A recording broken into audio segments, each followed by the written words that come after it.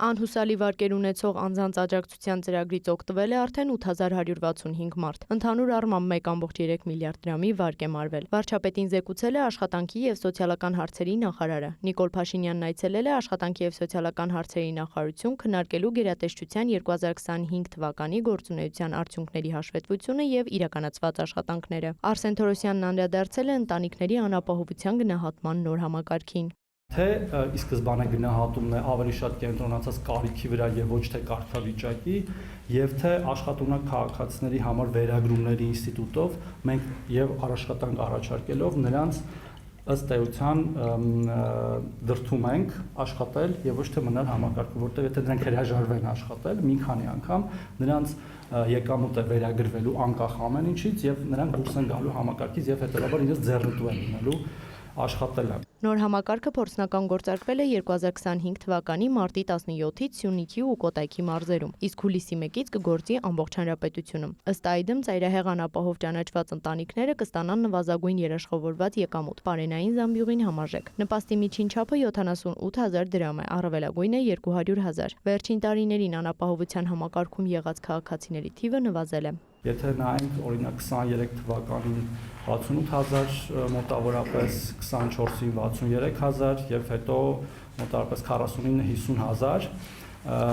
ու արդեն նույնիսկ ունենք ավելի թարմ տվյալներ 48,900 արդեն փետրվարի 1-ի դրությամբ, այսինքն մենք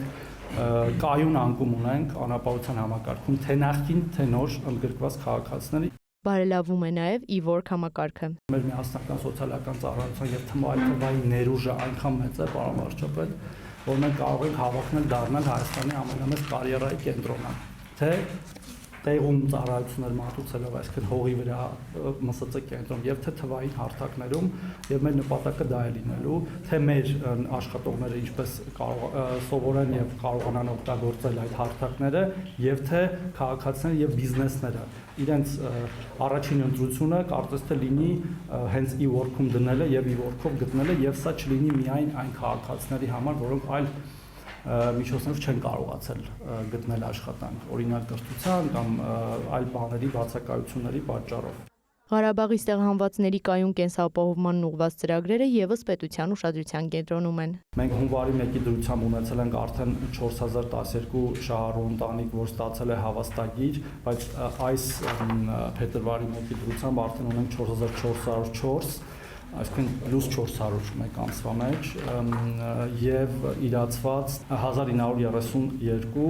սա հունվարի 1-ի դրությամբ է։ Անկանխիկ գործարքներից կենսաթոշակի եւ նպաստի դեպքում հետվճարի ծրագրից 2026-ի հունվարի տվյալներով օգտվում է 400,572 մարդ։ Շահառուներին վերադարձվել է 33,3 միլիարդ դրամ։ Նախորդ տարի երրորդ եւ յուրաքանչյուր հաջորդ երեխայի ծնունդով պայմանավորված 50,000 դրամ աջակցության ծրագրից օգտվել է 45,103 ընտանիք։ Պետական բյուջեից հատկացվել է 27,1 միլիարդ դրամ։ 2025 թվականին պետական բյուջեից սոցիալական պաշտպանության ոլորտի ծրագրերին ուղղվել է 905,6 միլիարդ դրամ։ 2026-ի առաջնահերթություններից էլ Արսեն Թորոսյանը նշում է թվայնացում, աշխատանքային վեճերի լուծման արտադատական համակարգի ներդրում, ապա ինստիտուցիոնալացման քաղաքականության, զբաղվածության խթանում, կենսաթոշակներ, նպաստներ, ժողովրդագրություն։ Էմմա Վարդանյան, լուրեր։